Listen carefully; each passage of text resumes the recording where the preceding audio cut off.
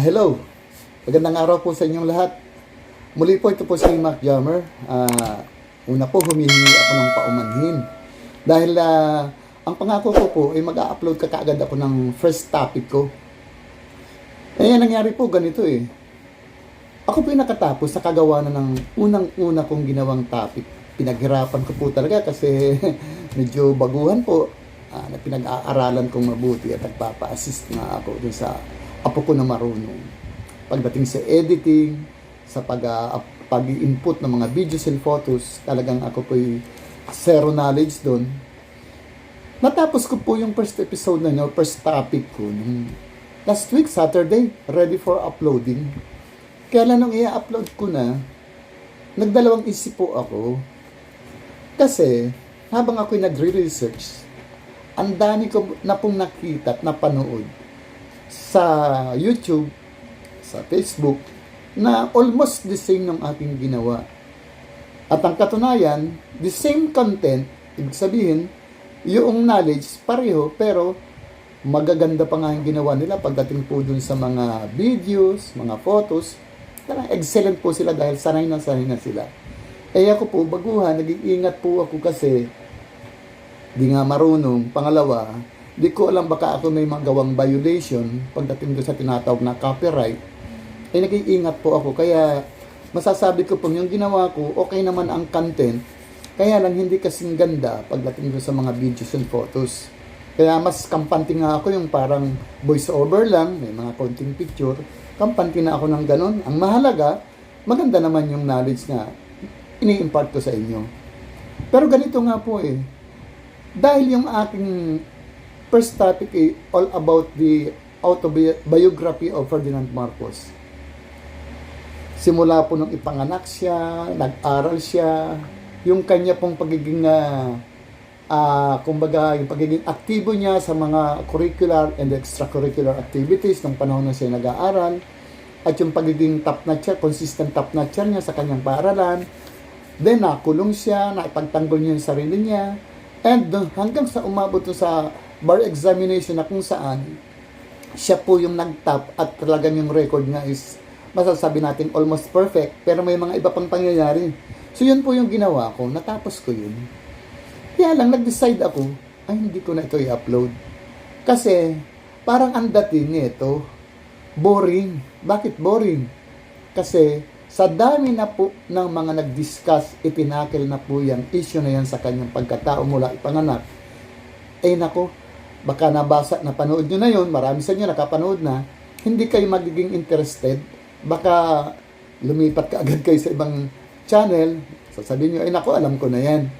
So, yun po yung dahilan kung bakit ako ay hindi ko na in-upload. Kaya, pasensya na po doon.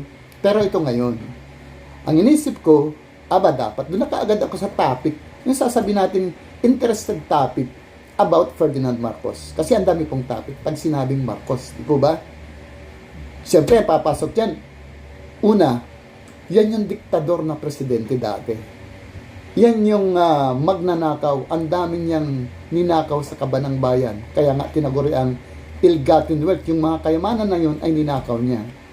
Meron din nagsasabi na mamamatay tao, siya ang nagpahirap sa bansang Pilipinas. Yun po yung kaagad na papasok sa ating isipan. Kaya nga lang, sa dami po ng mga didiscuss ng katotohanan, unti-unti nalalaman na po natin. Kaya nagpasalamat po tayo sa social media, meron na pong naglalabas ng mga tunay na pangyayari, mga katotohanan. Kasi nung panahon, nung panahon namin, at ako po ay grade 6 na nang i-declare ni President Marcos yung martial law. That was 1972. Kaya alam ko po yung pangyayari. Okay. So noon, isang side lang ang ating nakikita, yung kabilang side hindi. Ngayon, alam na natin. Since marami na po tayong napanood at nalaman, pasok na po tayo dun sa katanungan, sa isang topic na about Marcos wealth. Ayan. About Marcos wealth. Diyan na po kaagad tayo. Totoo bang merong Marcos wealth? Dami naman po mga issue. Ang dami naman nating nababasa at napapanood. Totoo may Marcos wealth. Ang tanong lang yan, ill-gotten wealth ba yan? Ayan po yung ating alamin. Kaya nga sabi ko dun sa title ko katotohanan alamin. Huwag po tayong basta maniwala na si Marcos ay ninakaw yung mga kayamanan na yun na sinasabi. Una sa lahat, noon po bang siya umupo bilang presidente? May kayamanan ba ang kabanang Pilipinas? So, alamin po natin, nung umupo si President Marcos, noong 1965, hanggang 1986 po siya na nakapwesto eh. Simula pa lang, 1965 onwards, ang dami na po kaagad niyang naipagawang proyekto. At kung iisa-isahin po natin, sigurado alam niyo na yun. Dahil maaring napanood nyo na yan sa YouTube, sa Facebook, talagang andyan po yan, naglabasan, yung katotohanan. Kaya salamat talaga sa social media. Kung babanggitin po natin ang ilan, ang dami niyang pinagawa. Unang-una yung pong kalsada. Simula Luzon hanggang Mindanao. Then, yung mga expressway, kanya po yan, NLEX is Lex. Iba't ibang universities all over the Philippines, sa bawat region may pinagawa po siya. Mga tinatawag na energy resources, yung mga geothermal. Yun pong irrigation, mga flood controls, at mga hospitals, yung PICC. So, ang dami po eh. Huwag na natin isa-isahin kasi alam na natin yan. Ang pasukin lang natin dyan, isaan po nanggaling yung perang ginamit dyan ni President Marcos? Yan ba ay sa kabanang bayan? Yun po mukhang hindi po kapanipaniwala na yun ay manggagaling sa kabanang bayan. Bakit? Wala naman pong pera na ganun ang Pilipinas. Kasi bakit? Umupo siya 1965, 20 years ago, nagkaroon po ng World War II. Kaya nga po, yung mga presidente bago siya, nahirapan po talagang i-rehab or i-rehabilitate, ayusin ang mga nasirang mga building infrastructure sa ating bansa kasi po, devastated talaga nun ang Pilipinas. Isa pa, wala pa talagang pagsisimulo ng pundo. Walang-wala, galing sa gyera. Kaya nang umupo si President Marcos, wala pong laman ng kabanang bayan. Huwag po kayong maniwala doon sa ill-gotten wealth. Wala pong ninakaw si Marcos kasi wala ngang laman eh. Isang galing yung pundo na ginamit niya. Gagawa po tayo ng ibang topic, yung mga pinanggalingan ng kayamanan, pero ang pag-usapan po natin, saan ba nanggaling yung pundo? Siya po ay nag-loan. Gumawa po siya ng mga loan sa iba't ibang bangko sa labas ng bansa. Alam po yan ng World Bank, IMF, alam po dyan Swiss Bank at iba pang bangko na nasa record naman po yan, na dun po nanggaling yung pundo para isagawa yung napakaraming proyekto at bilyon hanggang trillion dollars po palagay ko kung ating itataya o i-estimate natin. Baka mas sigit pa nga. So, ito ang pag-isipan po nating mabuti. Kapag ikaw nag-loan, dapat po meron kang collateral. Tama? Hindi ka makakapag-loan kung walang collateral. Or meron kang deposit sa bangko na yon. Yun po ang katotohanan. Dahil kung wala ka nung dalawa na yun, hindi ka makakapag-loan.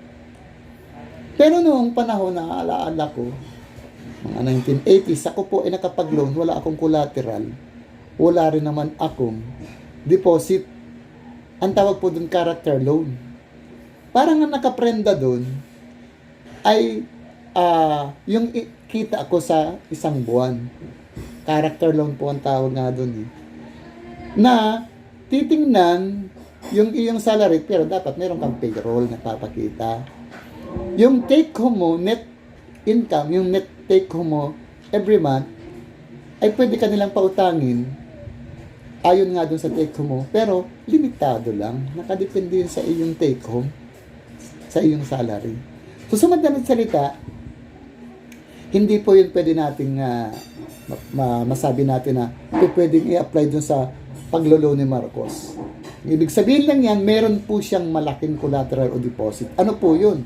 Maaaring siya po ay nag-deposit ng iba't ibang mga precious metals. At ang katotohanan talagang totoo yan. Pero katulad po nung nabanggit ko kanina, na gagawa po tayo ng ibang topic dyan sa mga pinanggalingan niyang mga kayamanan na yan, yung mga golds na diniposit niya. So, kung atin pong papansinin, yung pong sagawa niya ng pag-deposit ng mga kayamanan na yan sa ibang bansa, yan po ay matatawag na sikreto or lihim. Hindi niya po ipinaalam sa mamamayang Pilipino, pero marami pong mga matataas sa katungkulan sa ibang bansa at maaaring dito sa Pilipinas ay mayroong nakakaalam na meron siyang i-deposit na malaking kayamanan, kaya maraming interesado sa kanya. Pero hindi po alam yun ng mamamayang Pilipino, kaya doon nga po pumasok yung pandadaya na noon nga sinasabi, tulad ng nabanggit ko kanina, tayo po inilubog ni Marcos sa utang. Kung baga, ang sabi, grabe itong presidente na to. Kawawa tayo mga Pilipino. Lubog na lubog tayo sa utang. Pero ganito po yan. Alam na alam po ni Presidente Marcos na yung mga inuutang niya ay kayang-kayang bayaran, interest pa lang. Interest pa lang ha. Noong mga dineposito niya. Kaya wala siyang takot. At alam na alam niya yan, yung mga dineposito na niya yan, dadating yung time na yan ay magmamature. Kasi ganun po, parang time deposit yan. Yan po ay mayroong tinatawag na maturity period. At dun sa pagdating ng maturity period na yun, doon na po i-reveal niya yung katotohanan tungkol dito sa deposito na ito.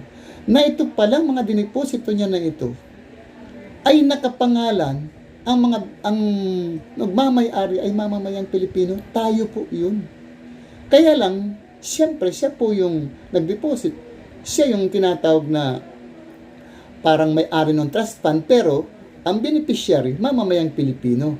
At may ginamit lang po siya diyang trustee. Na just in case, kung mawala na nga siya o mamatay siya, meron pong magsasagawa or magmamanage at magpapacilitate para magkaroon po ng reality na maipamahagi yan, mga dineposit niya na yan, doon sa beneficiary na tayo po yun mamamayang Pilipino. Kaya ganun po ang ginawa niya. Napakabuting presidente. Kabaliktaran doon sa sinasabi nila, itinuro lalo sa mga kabataan na si Marcos ay magnanakaw. Malaking kasinungalingan po yun.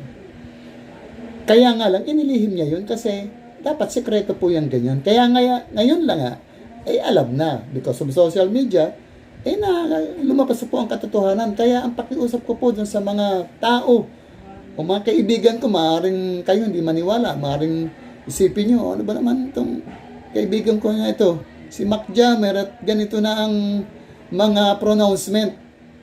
Oy, mga kaibigan ko, mga kakilala ko, o mga kabataan, o ganun din sa mga katandaan na hanggang ngayon di pa rin naniniwala na si Marcos ay mabuting tao, na itong mga kayamanang ito inilaan niya para sa mamamayang Pilipino. Yan yung tinatawag niyang immortal legacy na sinabi nga niya noon, kung kayo po ay naalala niyo at nabasa niyo ito. Sinabi niya sa bansang Pilipinas, "This nation will be great again." Yan po yung kanyang immortal legacy. Yun pala, kaya sinasabi niya yun, meron siyang inilaan na pamana sa mamamayang Pilipino. Mawala man siya, ang mamamayang Pilipino hindi maghihirap.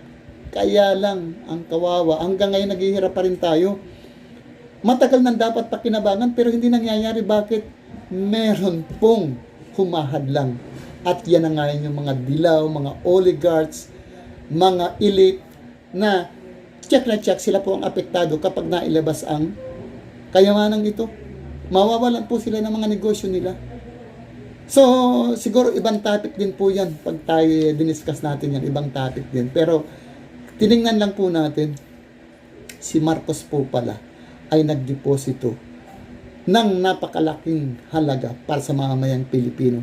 At yung mga ginamit niya na yan sa mga proyekto niya, dyan na yan nanggaling.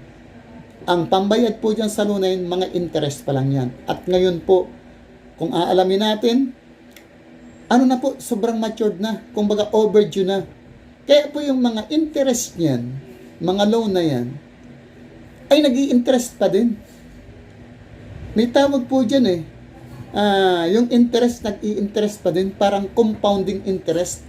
So, gagano na po kalaki yun. At imagine, tandaan po, ito po alamin natin ha, nung pong i-deposito niya, 1950, yung mga kayamanan na yan, ang interest po niyan ay nakabase sa value ng gold per ounce. Per ounce ha.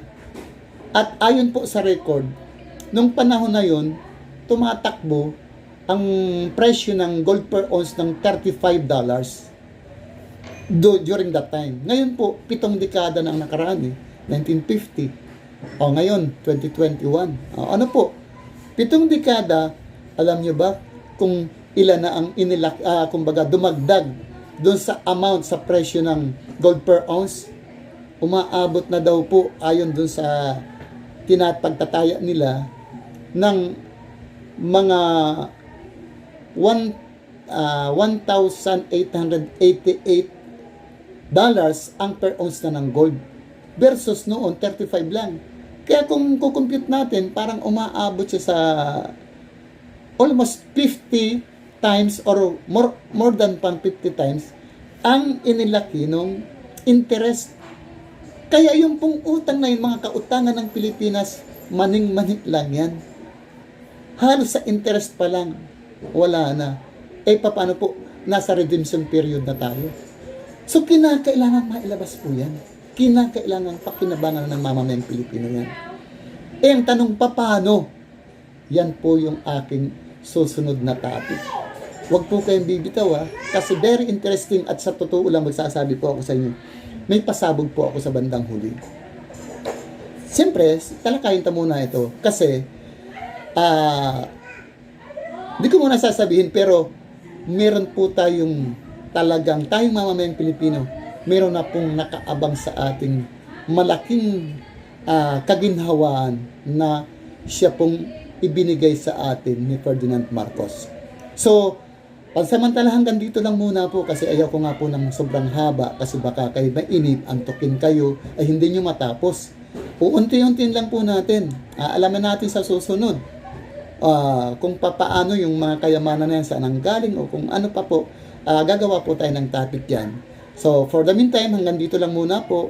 Pero don't forget, please like, subscribe, and press the notification bell. Okay po, maraming salamat po. Hanggang sa muli.